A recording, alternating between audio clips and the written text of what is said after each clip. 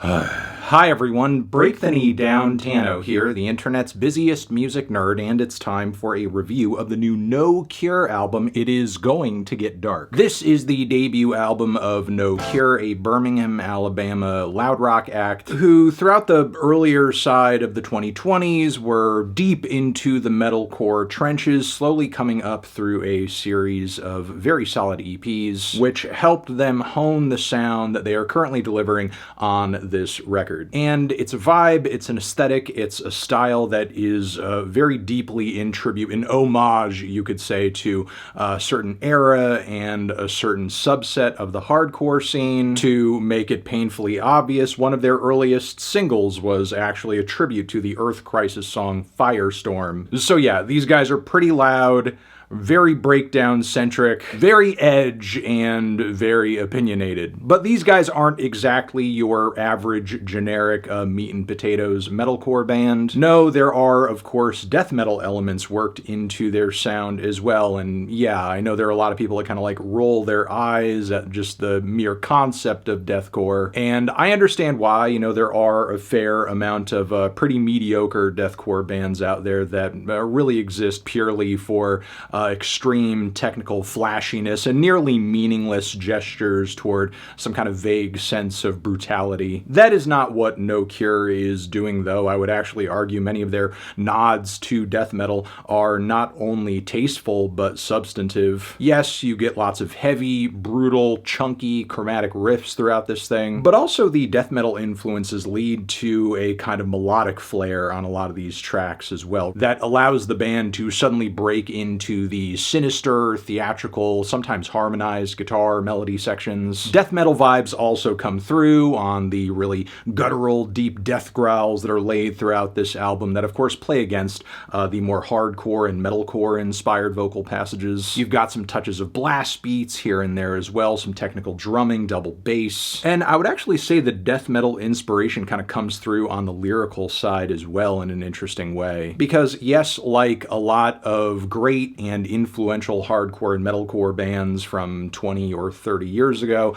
No Cure loves to deal in themes of not just betrayal, but also self-affirmations around, of course, drug use and straight edge and so on and so forth. Because, you know, some of the best hardcore and metalcore is borderline almost like religious in its writing and lyrical tone, giving a breakdown-backed sermon in a way. But again, the death metal inspiration allows No Cure to actually write about these same themes with kind of a morbid twist, like, again, with the themes of drug use and addiction, which go into kind of gory and harrowing detail when it comes to overdoses and withdrawals, and just the feelings and signs of addiction themselves. And again, the effect is more bone-chilling and eerie than what you might get from your average metalcore proselytizing. I would say it also sort of impacts tracks like Brain Matter Displacement, whose macho violence actually gets kind of gory. This track also features a rapped verse from Bayway NJ, which I'm not crazy about, but I do have to say there is a much younger version of myself who would have been crazy about this. I guess it shows how out of touch with the hard and metalcore scene that I am these days, that I didn't even know this type of guy still existed. Still, again, as dated as moments like this feel, I do feel like there is intention here in terms of No Cure trying to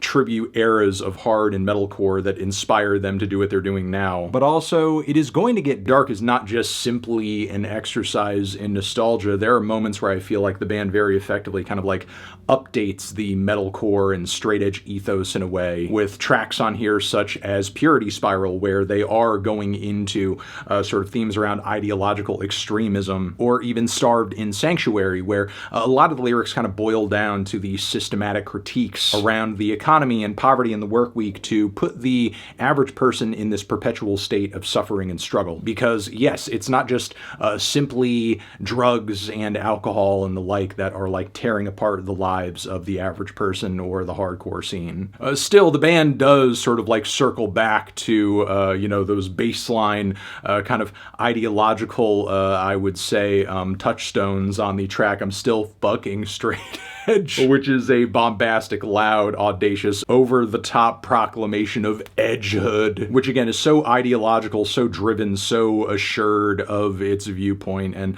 a lot of the best heart in metalcore is. The record also has a really strong closer with a lot of gang vocals, and another thing I want to praise this album on for sure is the production, which at first glance is very loud, very bricked, very dense, very heavy. At first I thought it was going to kind of like come across as very run-of-the-mill sonically, but the more that I listened to it, the more there were some nuances I was really appreciating. Like, there are some noticeable variations in intensity and volume. This is not a record that sounds like at the exact same level of, I guess, like heft and blaring, deafening sound the entire way through. Like, this thing is loud from the jump, don't get me wrong, but during some of the most massive breakdowns and huge towers of death growls and bass riffs and so on and so forth, the band does manage to like eke out a few extra decibels to make sure that these tracks don't sort of go stale or sort of like lose their punch before they're actually over. The record overall is a very trim 33 minutes too, so there's like no possible way of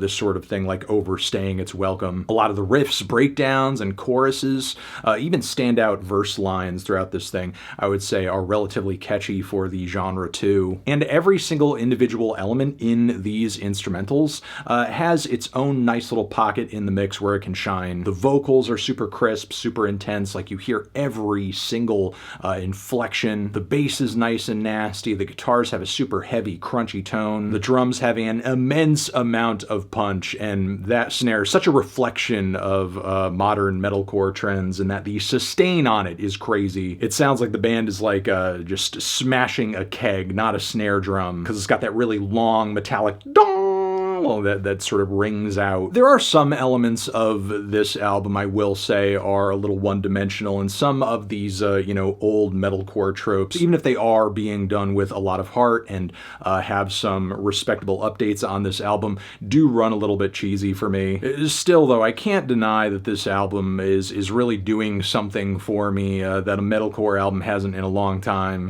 which is why I'm feeling a decent 2 strong 8 on it.